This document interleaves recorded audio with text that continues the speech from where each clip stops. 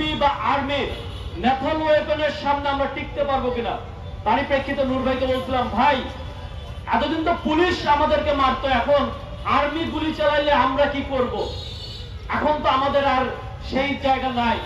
আমরা কি তাহলে ইরানের বিপ্লবের মতো ফুল নিয়ে নেমে যাব, তাদেরকে ফুল দেওয়া ভর্তনা দেবো যে আপনারা জনগণের উপর গুলি চালান না, আমরা নির্দোষ?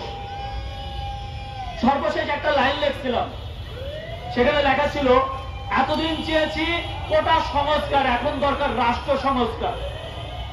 রাষ্ট্র সংস্কারের দাবিতেই কিন্তু 18 তারিখের পরবর্তীতে আন্দোলন হয়েছিল। এর আগে পর্যন্ত জুলাই 2024 18 জুলাইয়ের আগে থেকে কিন্তু কোটা সংস্কারই ছিল, কিন্তু 18 তারিখের পরের থেকে যখন গুলি করা শুরু হলো, আবু সাইদকে হত্যা করা হলো 16 তারিখে, তারপরে শুরু হয়েছে রাষ্ট্র সংস্কারের আন্দোলন। সেই রাষ্ট্র সংস্কারে আমরা অভ্যুত্থান ঘটিয়ে ফেলছি। ছাত্র জনতা কিন্তু তাদের কথা রেখেছে, তারা তাদের জীবন বাজি রেখে আন্দোলন করে দেশে একটি গণঅভ্যুত্থান করেছে।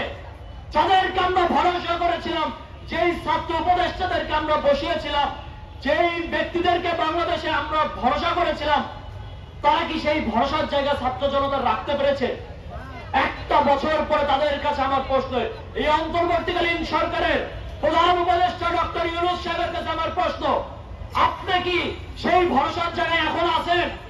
জনগণের কাছে আপনি প্রশ্ন করেন সরাসরি যে আপনি কি সেই ভরসার জায়গায় আছেন কিনা। বিপ্লবের মহানায়ক যাকে বলা হয়, যার উপর স্টিম রোলার চালানো হয়েছে, টিভির হেফাজতে রেখে তাকে বারবার নির্যাতন করা হয়েছে, যে কোর্টে তাকে উঠানো হয়েছে, সে হাঁটতে পারতেছে না, বারবার ঘোরা পড়ে যাচ্ছে, সেই ব্যক্তিটা বলেছিল মনে সাহস নেই যে 90% পতন হয়ে গেছে, আর মাত্র 10% আপনারা ধাক্কা দেন। জনগণ কথা রেখেছিল, ধাক্কা দিয়েছে। আজকে সেই মহানায়ককে বাংলাদেশের সেই প্রতিটা স্বৈরাচারের বাহিনী বলা যায়, যৌথ বাহিনী, কোন একক বাহিনী না, সেখানে পুলিশ আর্মি সবাই উপস্থিত ছিল। সেই যৌথ বাহিনীকে কেউ ছিল না। এই সেই ব্যক্তি যে মহানায়ক, ডাকসুর সাবেক বিবি, গণ অধিকারের সভাপতি, একটি নিবন্ধিত রাজনৈতিক দলের সভাপতি, তাকে হত্যার উদ্দেশ্যে মারা হয়েছিল। আর সেখানে আমরা দেখতে পেয়েছি ওয়াকারুজ্জামান, এই সেনাপ্রধান, অধর্ম সেনাপ্রধান, সে ন্যূনতম তার রায় যে সে একজন ক্ষমা প্রার্থনা করবে যে আমার সৈন্যের দ্বারা ভুল হয়ে গেছে, আমি তার জন্য দুঃখ প্রকাশ করছি। সে উল্টা বলছে যে যারা নৃশংসতা করতে গেছে আমরা তাদেরকে প্রতিহত করছি। What kind of speech that? আমরা অন্তর্বর্তীকালীন সরকারের কাছে উদাত্ত আহ্বান জানাবো, এ ধরনের বক্তব্য দেশ ও জাতির মধ্যে এক ধরনের বিভেদ তৈরি করতে পারে, আমাদের সেনাবাহিনীর পর জনগণের আস্থা হারিয়ে যেতে পারে। সেনাপ্রধান ওয়াকারুজ্জামানকে অবশ্যই তার এই বক্তব্য স্পঞ্জ করতে হবে, তাকে তার এই বক্তব্যের জন্য, তার বাহিনী দ্বারা সংগঠিত অপরাধের জন্য তাকে অবশ্যই ক্ষমা প্রার্থনা করতে হবে। যতক্ষণ না পর্যন্ত সে ক্ষমা প্রার্থনা করবে না, ততক্ষণ পর্যন্ত আমরা তার প্রতি কোনো সমর্থন জানাবো না। একই সাথে আমরা বলতে চাই, অন্তর্বর্তীকালীন সরকারের প্রধান উপদেষ্টা, ওনাকে কিছুকালের জন্য আমাদেরকে অবশ্যই স্মরণ করতে হবে।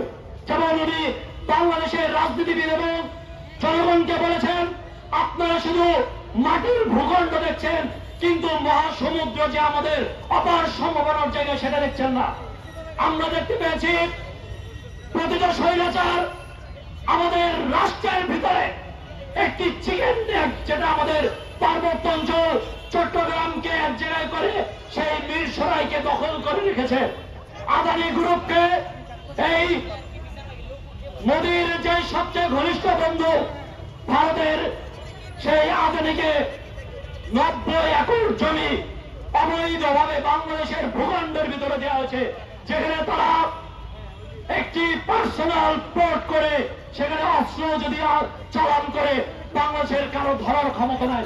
এই ধরনের অসম চুক্তি অতিলম্বে বিলম্বিত, সেই অসম চুক্তি পুনর্বিবেচনা করে বাতিল করতে হবে এবং সেই 90 একর জমি বাংলাদেশের জমি বাংলাদেশের জনগণকে ফিরিয়ে দিতে হবে এই অন্তর্বর্তীকালীন সরকারকে।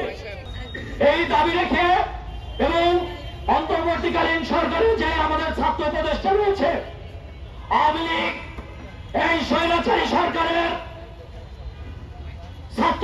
ছাত্র সংগঠন ছাত্রলীগ যাকে নিষিদ্ধ করেছে, আমরা দেখছি দিনে দুপুরে তারা বারবার মিছিল করছে, কিন্তু এই অন্তর্বর্তীকালীন সরকারের প্রশাসন তাদের উপরে কোন ধরনের কার্যকরী ভূমিকা নিতে পারছে না।